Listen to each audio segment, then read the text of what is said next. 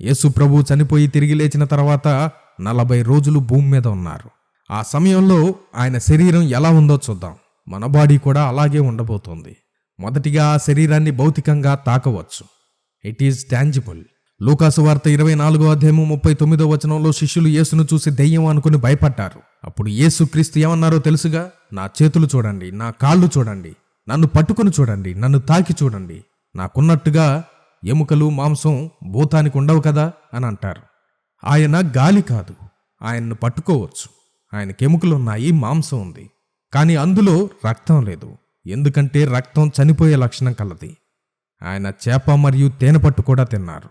పరలోకంలో మనం గాలిలాగా తిరగం. మనల్ని మనం టచ్ చేసుకోవచ్చు, హగ్ చేసుకోవచ్చు, మనం తినొచ్చు కూడా. రెండవదిగా పదార్థానికి అతీతమైనది, బియాండ్ ఫిజిక్స్. యోహాను సువార్త 20:19 శిష్యులు భయపడి గదిలో తలుపు వేసుకున్నారు. కానీ యేసు ప్రభువు గోడల గుండా లోపలికి వచ్చాడు. అంటే మహిమ శరీరానికి గోడలు, తలుపులు, భౌతిక పదార్థాలు అడ్డు కావు. ఈరోజు మనల్ని గోడ ఆపుతుంది, కానీ ఆ రోజు మనం గోడల గుండా వెళ్ళగలం. ఆ మృగము వేసే జైలు గోడలు మనల్ని ఆపలేవు. మూడవదిగా దూరానికి అతీతమైనది, బియాండ్ టైమ్ అండ్ స్పేస్. లూకాసు వార్త 24 ఎమ్మాయి మార్గంలో శిష్యులతో నడిచి రొట్టె విరిచి మరుక్షణం మాయమైపోయాడు. అంటే ఈ మహిమ శరీరం కాంతి వేగం కంటే వేగంగా ప్రయాణించగలదు. ఎక్కడనుకుంటే అక్కడ ఉంటాం.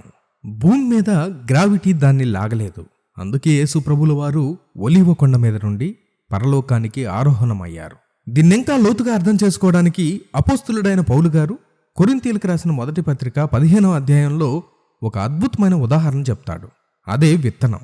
15వ అధ్యాయము 35 అయితే మృతులేలాగు లేతురు, వారెట్టి శరీరముతో ఒత్తురని ఒకడు అడుగును. చనిపోయిన వారు ఎలా లేస్తారు సార్ అని ఒకడు అంటాడని చెప్తూ, ఓ అవివేకి, నీవు విత్తునది చచ్చితే గాని బ్రతికింపబడదు గదా అని అంటాడు. ఒక మామిడి టెంకను చూడండి.